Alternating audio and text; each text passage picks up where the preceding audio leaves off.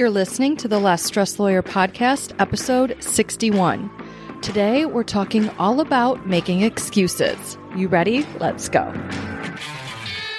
Welcome to the Less Stressed Lawyer, the only podcast that teaches you how to manage your mind so you can live a life with less stress and far more fulfillment. If you're a lawyer who's over the overwhelm and tired of trying to hustle your way to happiness, you're in the right place. Now, here's your host, lawyer turned life coach, Olivia Vizacaro. Well, hello there. How are you? Things are good over here in my neck of the woods. I'm all moved into a new condo. I'm getting settled. I think I haven't talked to you since I first moved in. So it's an exciting update. I feel like I've been here a long time, but I've really only been here a week, which is super exciting. So I moved in. I'm getting situated. The mastermind launch is going swimmingly. You've got until Friday, May 26th to enroll. So if you're thinking about joining and you have questions, reach out to me. If you don't have questions, you already know that you're in. Amazing. I can't wait to see you in Big Sky, Montana. To learn everything you need to know about the mastermind, go to thelessstressedlawyer.com/mastermind, and all the details are there. The dates, what's included, the results you get, where we're going to be, what you're going to learn, everything. Okay. So go there, thelessstressedlawyer.com/mastermind, and get all the info, and then get your application in before enrollment closes. Okay. All right. Now that housekeeping's out of the way, let's dive in to talking about today's topic. It's actually inspired by a coaching conversation that I had with one of my clients earlier this week. And it just really resonated with me because I used to struggle with this myself. And as soon as it came up in my coaching session with my client, I was like, boom, I got to record a podcast episode about this because it's just such a common problem that people face. I see it happen all the time. And there's a way to operate your life without doing this. So what exactly am I talking about? I'm talking about making excuses. Now, what exactly do I mean by making an excuse? It's when we're in a moment and we've done something that isn't us showing up how we would want to show up. And instead of being honest about it, we come up with an excuse that basically provides like a justification for the result that we've created. Okay. It's an escape hatch to avoid taking responsibility for you creating the results that you ultimately have. So I'll give you a couple examples here. I see this all the time when people are procrastinating on something. Someone might reach out to you and check in and follow up because you promised something and you haven't delivered it yet. And instead of being honest about it, you come up with an excuse and you offer that to the person instead. Oh, I didn't get to this thing because this emergency fell in my lap. And, oh, I didn't get to this thing because I've been really sick. And I didn't get to this thing because X, Y, and Z happened. Whatever it is, you come up with an excuse. And while you may be under the weather, I'm not saying that you need to push through even when you're not feeling well. But what I mean in this instance is you're using your sickness, your illness as the excuse, even though deep down, you know it's not really the reason that you didn't get the thing done. Okay. I had a client do this recently and I just responded. I coached them through it. I was like, if it wasn't that, what else might be the reason for this? And as soon as I asked that question, we got to the heart of the matter and found out what was really going on at the root cause. So you can ask yourself that question too if you have a sneaking suspicion that you're making an excuse and it's not actually your real reason. Because sometimes it's even tricky for us to catch on to our own BS. So we'll go back to the procrastination example. You've procrastinated. You've been doing other things in the meantime. It's not just because you're sick. You've been binging Netflix and scrolling on Instagram and talking to your friends and going to Sunday brunch with people that you know and going out to eat with friends on Friday night. And you could have been doing the thing that you promised someone else that you'd do. But instead of doing it, you haven't been doing it. You've been doing everything else but that. And when they confront you about it, when they check in, when they inquire, instead of telling them the truth, hey, I haven't done that yet because I've been procrastinating. because I don't feel like doing it, or I think I shouldn't have to do that, or it's just really boring and I don't want to do it. I'm dreading it, or I'm afraid that I'm not going to do a good job. So I'm pushing it off for that reason. I don't really know where to get started. So I just keep putting it on the back burner. I think other stuff's more important. Those are all the honest reasons that you might be procrastinating, right? I'm not willing to feel the negative emotion that I'd be forced to feel if I forced myself to work on that. That's the honest truth. But instead of saying that, because I'm sure we would all have thoughts about how that might be received by someone, we make an excuse instead, okay? And we offer them something that quote unquote sounds good. I'll give you another example of this. Comes up for people all the time when they're running late. You can watch people feed you drama and excuses when they're running late, when they're behind schedule, when they said they'd be somewhere at a certain time and then they're not there when they said that they were going to be there. They show up quite a bit later. So in that moment, they can make an excuse. Oh, there was traffic. I got stuck at work. Someone came into my office. There were all of these different things that could have happened, right? That set them behind schedule.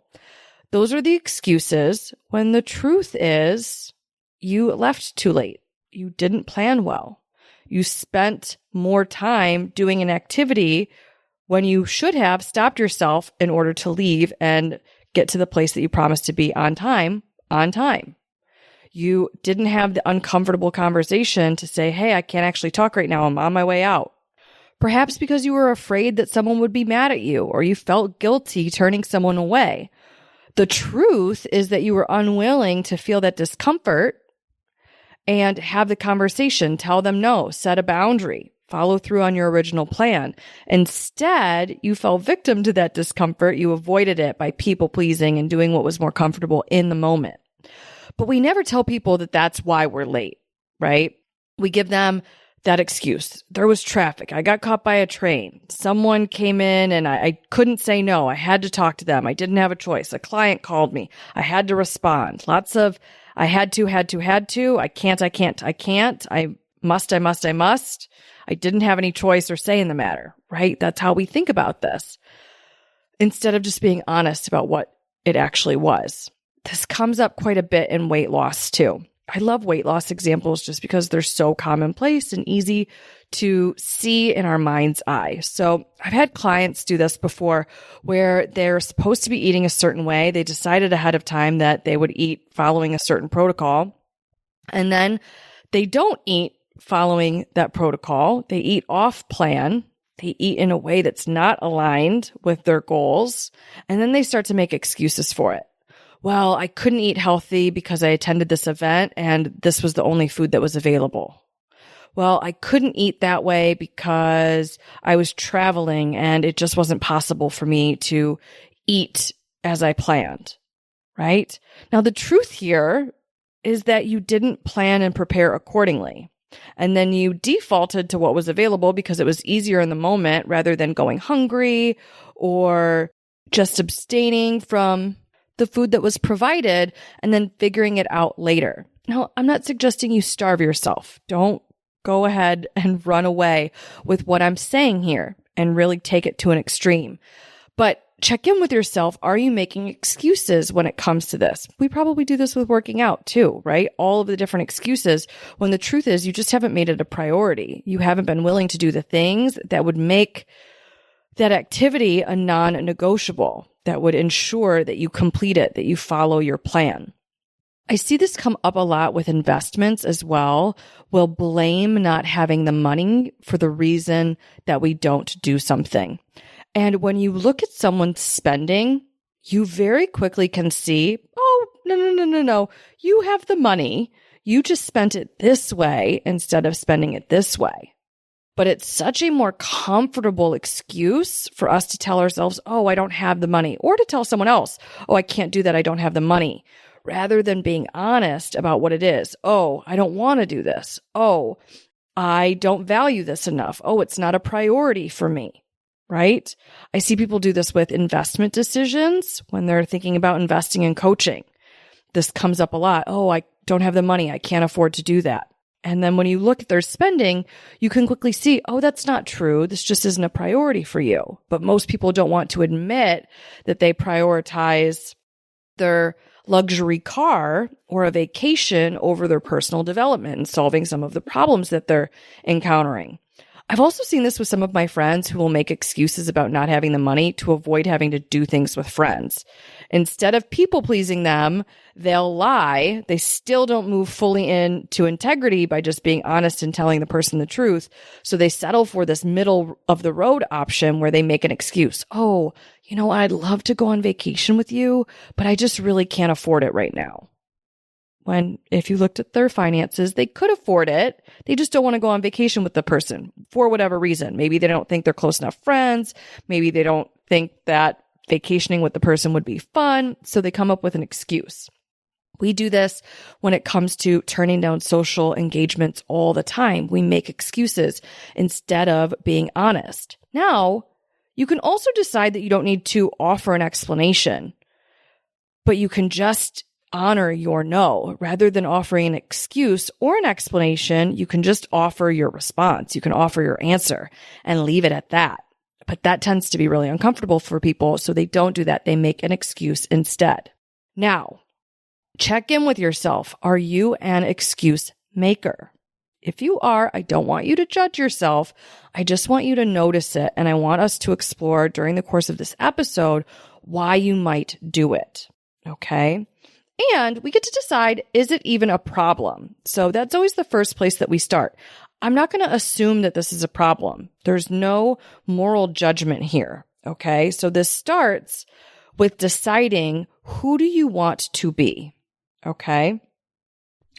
If you don't care about lying, about making an excuse when it's not true, about operating in what some might consider a manner that is out of integrity, then it's not a problem. If you're like, it's a white lie, no big deal, no one gets hurt, it's fine, makes my life easier, who cares? Then amazing. Don't worry about it. Then it isn't a problem for you, and that's okay. But if you decide that you want to be the kind of person who is honest and operates from a place of integrity, someone who doesn't make excuses in order to hit the easy button, take the escape route, then being a person who makes excuses isn't in alignment with that. So then we are presented with a problem because we essentially have dissonance, two things competing against one another. So to become someone who operates from a place of integrity, we've got to stop making excuses. And that begs the question, but how? But how exactly do we do that, Olivia? Well, let's dive in and talk about it. First things first, when it comes to making excuses, you have to check in with yourself and make sure you're not believing your own excuses. So many people buy their own bullshit. They believe their own drama. They make an excuse and they think that it's true. They're really in the narrative of their own victimhood, of their own helplessness. So if you do this, if your life feels very dramatic, if you feel like you're always dealing with an emergency, there's always something coming up at the last minute, you're always handling something unexpected, things are outside of your control, life is happening to you. If that's you, you're likely believing your own excuses. You're buying into the story that your primitive brain is serving up to you. You're thinking that it's true. And if you think it's true, you're definitely going to say it and pass it on to other people. It's going to be how you communicate and what you tell them, because you're going to see it as just being the truth. It's going to feel very matter of fact. So you've got to be onto yourself here. And this is where having a coach really comes in handy, because we can't always see our own bullshit. So it really helps to have someone else point it out to us, for them to question, hey, is that actually true? What if it's not true? How might it not be true? What if this is actually true instead? Some of my clients often say to me, I'm such an expert at seeing how people operate and understanding why they're doing the things that they're doing and getting to the root issue at hand, understanding why someone might make an excuse, being able to spot them and understand why we're making it in the first place, and then how to stop making it, what to do instead. So coaching really does come in handy here. We just can't see our own blind spots. Having a coach helps us identify them so we can create awareness. And then from awareness, we can decide whether or not we want to make a change. An easy way to spot if you are making and believing your own excuses will be if you hear yourself say very frequently, "Oh, I can't do that. Oh, I had to do that. Oh, I didn't have a choice. I didn't have a say in the matter. My hands were tied. It just is that way. It is the way that it was." All of these things are lies. Lies, lies, lies. If you've listened to the podcast before, you've probably heard me say there's only 4 things you need to do. I recently added a 5th one after someone turned me on to the fact that there is a 5th one. And it's you need to eat, drink some fluids, sleep sometimes, and breathe. And you also need to use the restroom. So if it's not those 5 things, you don't have to do it. So if you're telling yourself that you can't do something or you had to do something, that's just bullshit. And you want to be on to yourself. You want to turn your bullshit detector on and know that it simply isn't true. That instead, what is true is that you always have a choice. Now, you've probably heard me say this before too. You may not always love your choices. The choices you have may have undesirable consequences, but you do have choices nevertheless. So you always want to remember that. Now, people love tricking themselves into feeling helpless by believing their own excuses. Now, why is this true? Why is this the case?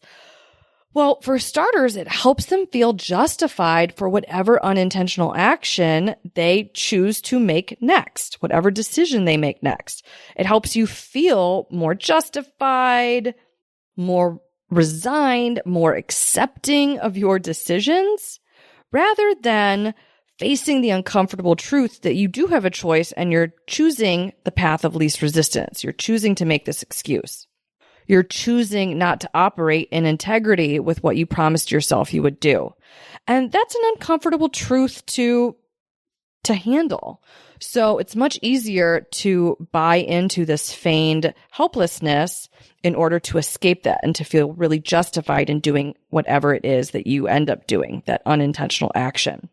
It's much more uncomfortable to be honest with yourself and to go about honoring the commitments that you make, right? Think about the food example. You can choose to believe that you just didn't have a choice. You had to eat that dish at that family function, or you can be honest with yourself and say, "Oh, I could have done it this way, or this way. And all of that would have required me to plan or me to turn something down, for me to miss out on something delicious, for me to feel deprived," all of which is uncomfortable. All of that requires more of you than buying your own excuse, feigning helplessness, feeling justified, and then resigning yourself to the path of least resistance, that unintentional action that doesn't actually serve you. You're going to feel really okay and accepting of your choices, the choices that aren't aligned with the results that you want. So be on to yourself there. Being honest and honoring your commitments requires you to embrace the discomfort of honoring them and to be intentional and operate from that place of integrity in spite of and despite the discomfort. Okay? That's not going to feel warm and fuzzy. You're going to feel uncomfortable. You're going to want to vom. It's not going to be a super pleasant experience at first. On the back end, you get the results that you want for your life. So it is going to be more pleasurable. You are going to feel gratified and accomplished. But that gratification is going to be delayed, and you have to be willing to accept the delayed gratification rather than requiring instant gratification, that temporary pleasure. Okay, so the first step is understanding and recognizing your own BS. From there, once we know that the excuse isn't true, we want to understand why we're making it. So I talked about that a little bit a second ago because it helps us rationalize our bad decisions and justify our bad decisions.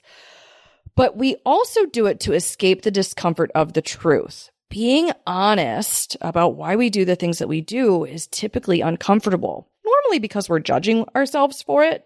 That's why we make it uncomfortable.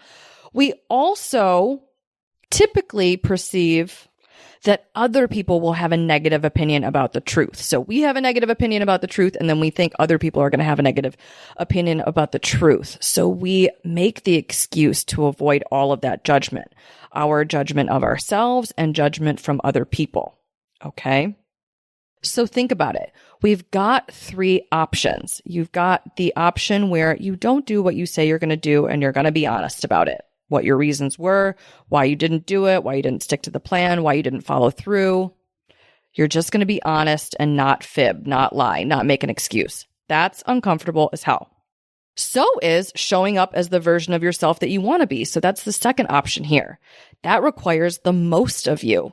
Out of all 3 options that I'm going to talk about, that's going to be the heaviest lift, to embrace the discomfort of showing up and being intentional and following through on your plans and making the decisions that delay that gratification that I talked about a moment ago. That's going to be the highest level of discomfort. So we've got being honest about why you didn't do what you said you were going to do. Then there's the option to, instead of needing to be honest about it, you just do what you say you're going to do in the first place. Avoid the whole scenario where you might feel like you need to make an excuse. Make the whole excuse part irrelevant by just doing what you say you're going to do. But that's also uncomfortable. It requires a lot of you. So your third option is to not follow through, not be intentional, not do what you say you're going to do, but make an excuse about it. It allows you to avoid the discomfort of showing up as the version of yourself that you want to be.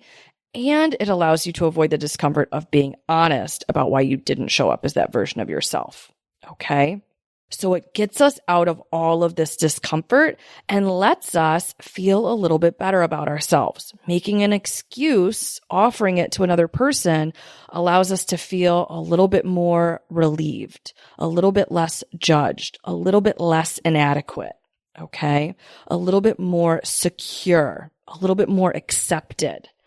So when we make excuses, we're really providing ourselves with this comfort, which makes sense why we pick it over the other 2 options. Now, if you decide you don't want to be an excuse maker, you've got to change the way that you think, and you've got to change your unwillingness to feel these negative emotions. You've got to be willing to feel this discomfort in order to operate differently and to stop making excuses. Now, one way to change your thinking that will support you to stop making excuses is that we make excuses because we assume people are going to have negative thoughts about us if they know the truth.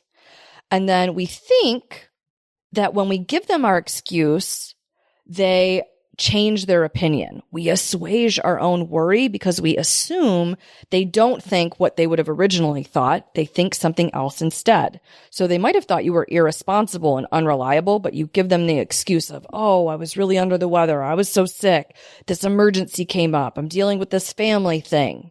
Even though we both know that really isn't the reason that you didn't do the thing you said you were going to do.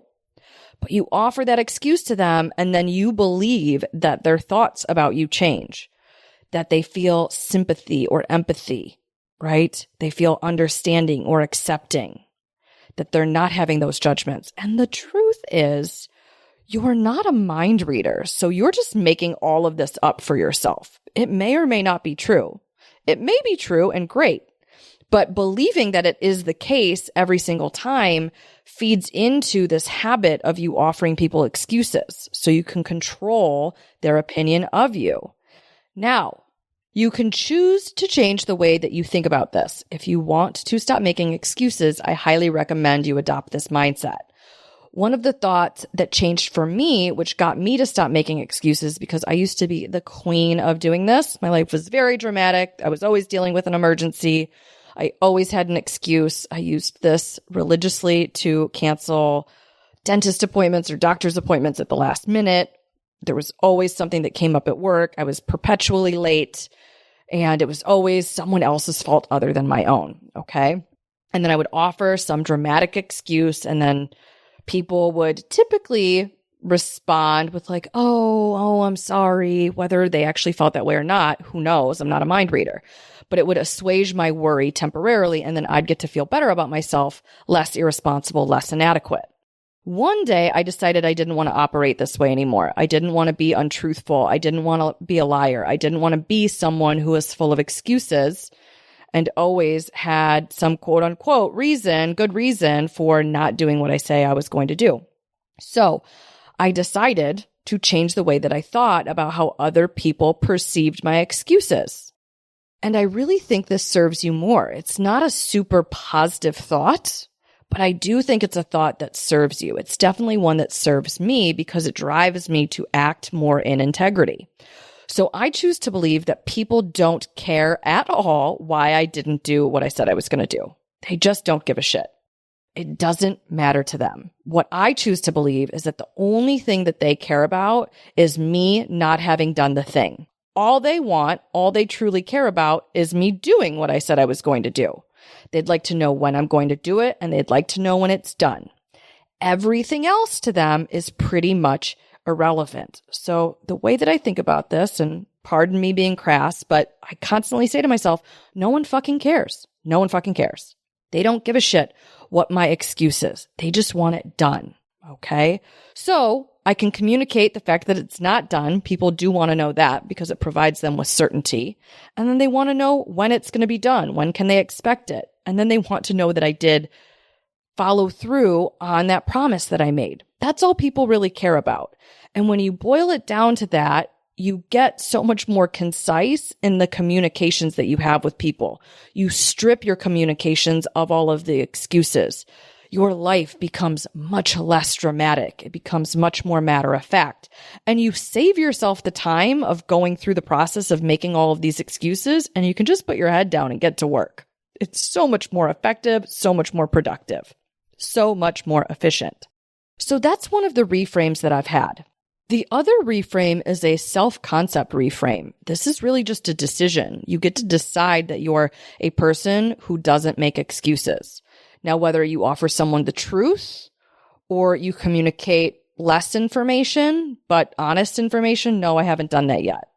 Haven't done that yet. I'll get it to you tomorrow, rather than offering all this word vomit, apology vomit, itinerary vomiting, excuses, excuse vomiting. Rather than offering that, you can just offer the simple information that's necessary in that moment. Now, when you decide to become someone who does this, your path forward becomes very clear. You're going to have to feel these negative emotions.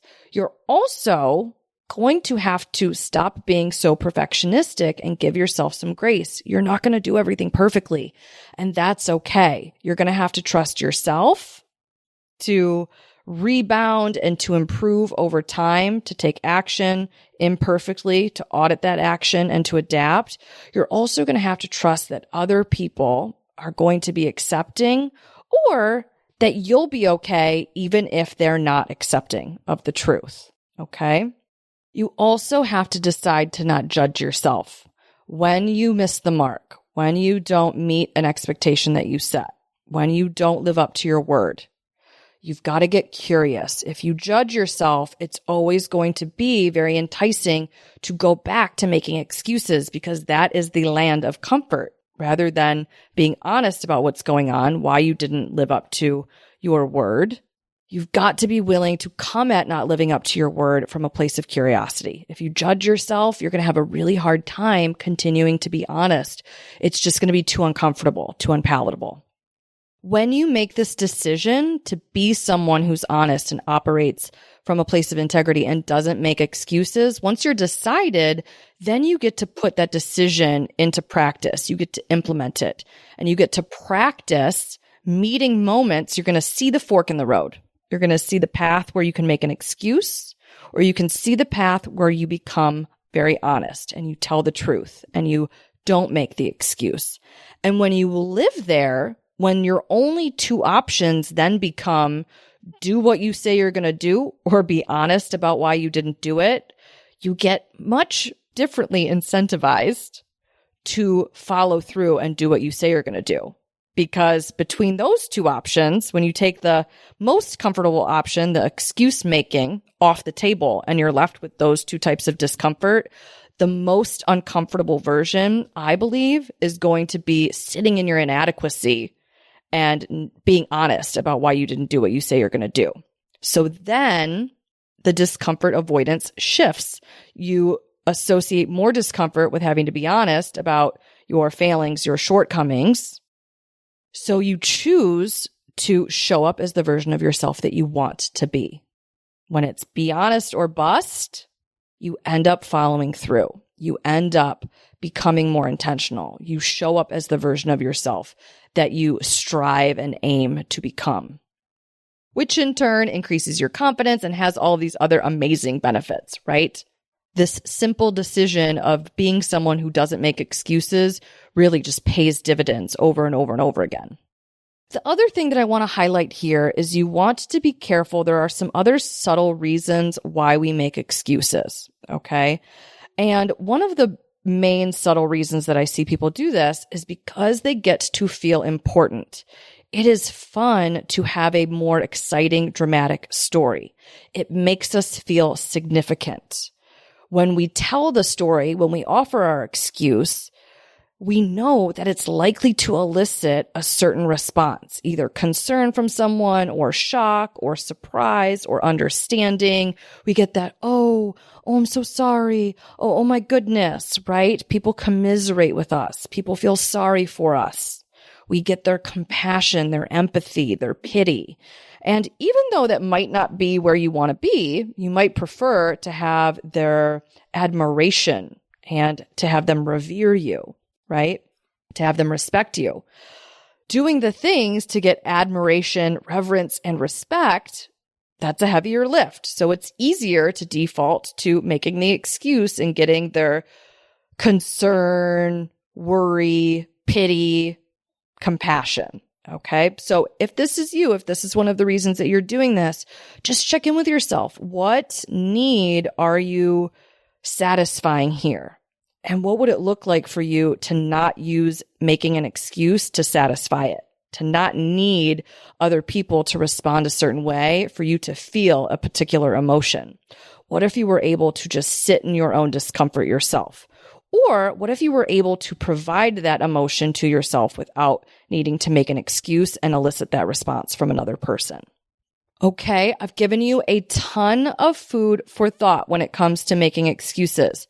I want you to take a few minutes today and check in with yourself. Where are you making excuses? Where are you not being honest? Where are you not following through? Where are you not showing up and acting in integrity? Okay? Check in and find those areas in your life where this is happening for you. And then decide. Do you want to be someone who makes excuses and does this? Or do you want to be someone who's honest and shows up as that highest version of themselves? If you choose the latter, number one, you've got to find your excuses and you've got to stop believing your own bullshit. That's step one. You might need a coach to help you with that. If you do, you know where to find me. Second, you've got to get clear on what you're going to do instead. There's 3 options. Follow through and show up as the version of yourself that you want to be. Be honest about why you didn't show up that way, or make the excuse. Take that third option off the table and be willing to feel the discomfort of either of the other 2 options. There's not a moral hierarchy on which one's better. You get to decide whichever one's right for you, depending on the moment that you are meeting, but you want to embrace the discomfort of either of those 2 options and not settle for the temporary comfort and instant gratification of that making excuses third option. Okay? Go to work, find those excuses, and start eradicating them. You're really going to love who you become in the process. You're going to feel so much more authentic and proud of yourself when you become the person who takes excuse making off the table entirely. I can't wait to see what you get when you decide to implement this for yourself. It's going to be so exciting. All right, my friends, that's what I have for you this week. If you're sick of making excuses and you want to master the art of not making them and being someone who shows up in integrity, get inside the Less Stress Lawyer Mastermind. You know how to do that. Go to thelesstresslawyer.com/mastermind. And other than that, I will talk to you in the next episode. I hope you have a beautiful week. Thanks for listening to the Less Stressed Lawyer podcast. If you want more info about Olivia Bizacaro or the show's notes and resources from today's episode, visit thelessstressedlawyer.com.